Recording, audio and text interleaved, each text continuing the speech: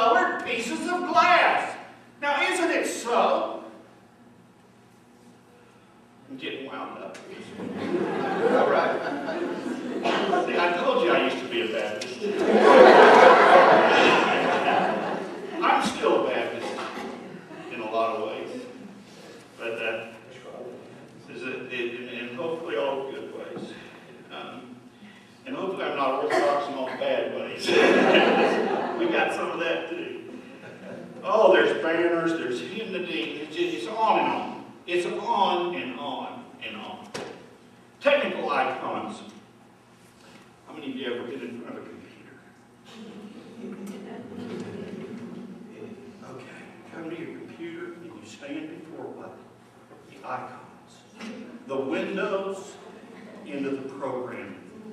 Now, is the icon the program? No. But how do you get to the program? Through the icon. You venerate it. I have to venerate it twice. And when you do venerate it, all of a sudden, the reality that it's connected to a whole program that will allow you to do spreadsheets and documents, and it's all there. It's all there. And you know, DOS is never coming back. It may be operating underneath, but it's dead. It's not coming back. Nobody wants to relate to computer with words only. As a matter of fact, Windows is what we call user-friendly, because vision is powerful stuff. Okay. I've got a few personal icons. We talked about social icons, sports icons, American religious icons, political icons, technical icons, dirt icons.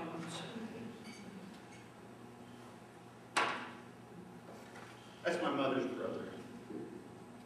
He died in 1944 when he was 26 years old. He died of cancer. He didn't die in the war. He wanted to go to war so bad.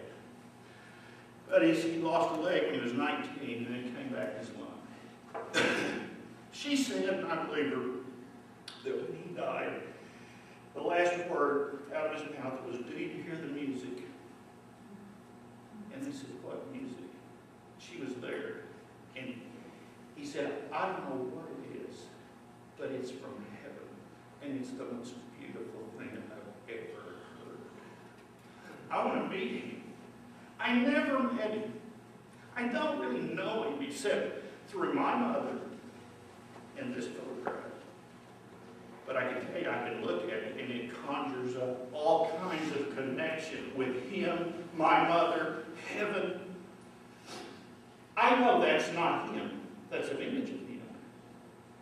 And I cherish it, but I know he's not God. I'm not confused a bit.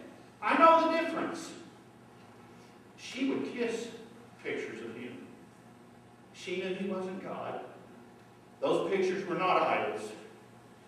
But those pictures pointed her to God because he was a faithful man. This is somebody else I've never met that I want to meet. This is my wife's daughter, Mary Allison. She was hit by a drunk driver when she was 20 years old. She was going to see her on her birthday. She'd been up here to college conference the December before. When she left the church, for some reason, she went to the church and asked the priest for a blessing, which isn't something people normally do, but for her trip from Memphis to Indianola, Mississippi, he put his hand on her head and said, "May the angels go with you." I want to meet her. I can tell you of two priests, Father Kevin Shearer and Father Gregory, was it Biddle, Fred Biddle, Joseph Biddle. Her death had a huge impact on their life. She knew them well, worked with them before they became priests. She's not a goddess.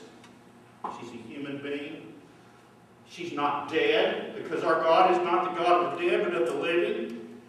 She's in some sense in the presence of the Lord in her soul, but she's in the grave with her body in Jackson, Mississippi. And that's a special place too. I want to meet her. I'll try to do this quick. That's my nephew. I knew him a little bit. He's about a year older than my daughter. He was killed in a car accident when he was 3.5 years old. You know, I haven't had many experiences in my life with vision or things. I don't know. I guess I'm not real spiritually minded, to tell you the truth. But I know a lot of people that have for some reason in my family. My brother was so torn over his death, and he was driving to Oklahoma to see my parents, and he was agonizing and weeping over his son's death. And he said, I don't know what it was, but I felt like I saw a vision. I said, what did you see? And this boy was as restless as any little boy you ever saw in your life, you know. He couldn't, uncontainable. He said, all of a sudden I saw him sitting on a ridge, and he was looking down into this beautiful city, and he was as alive as could be, and as still as could be. And all I could see was the back of his head, and I knew that even though I was missing him, he wasn't missing me. Now that's very Orthodox. It's like being in paradise, you know, awaiting the last judgment, you know, being outside the banquet hall, and you can already smell it. He was waiting, looking. I mean, that's what I believe. I want to see him again. This is my mom and my dad. I'm not even going to go there.